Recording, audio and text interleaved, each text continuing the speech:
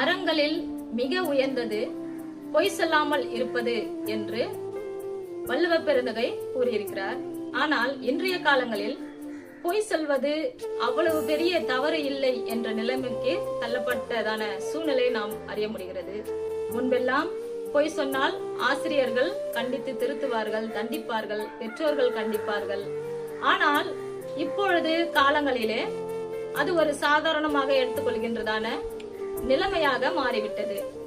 ஆனால் ஆண்டவருடைய வார்த்தை நமக்கு பொய் சொன்னால் என்ன விளைவு என்பதை நமக்கு கண்டித்து உணர்த்தக்கூடியதான நிகழ்வாக திருத்தூதர் பணிகளை நாம் வாசிக்கும் போது 5 அனனியா சப்பரியாவை பற்றி நாம் பார்க்கிறோம். அவர்கள் இருவரும் கணவன் மனைவி.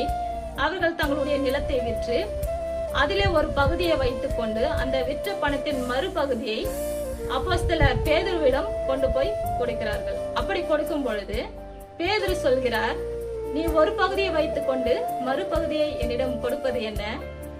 நீ கொடுப்பது மட்டுமன்றி நீ இதன் வழியாக பொய் சொல்லுகிறாயே என்று அவர் சொல்லி, நீ எனக்கு விரோதமாக அல்ல, கடவுளுக்கு எதிராக நீ பொய் சொல்லுகிறாய் என்று சொன்னவுடனே அனனியா என்பவர் கீழே விழுந்து இறந்து போய்வதை நாம் படிக்க முடிகிறது. அப்படியாக தன் மனைவியும் இறந்து போகிறாள் என்ற காரியமாய் இந்த நிகழ்வு முடிய பெறுவதை நாம் பார்க்கிறோம்.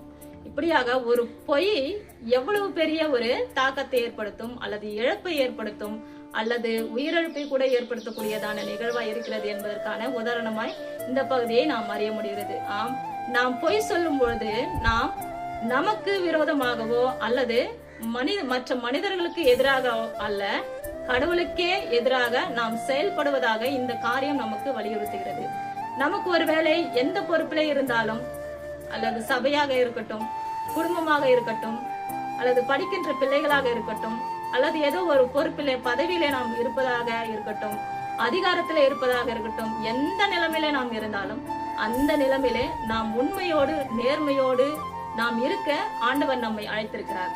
நாம் பொய் சொல்லும் போது அந்த மனிதர்களுக்கு விரோதமாக அல்ல, நாம் கடவுளுக்கே விரோதமாக நாம் பாவம் செய்கிறோம் என்பதை நாம் உணர்ந்து உண்மையோடும் நேர்மையோடும் நடக்க கர்த்தர் நம்மை அழைத்திருக்கிறார்.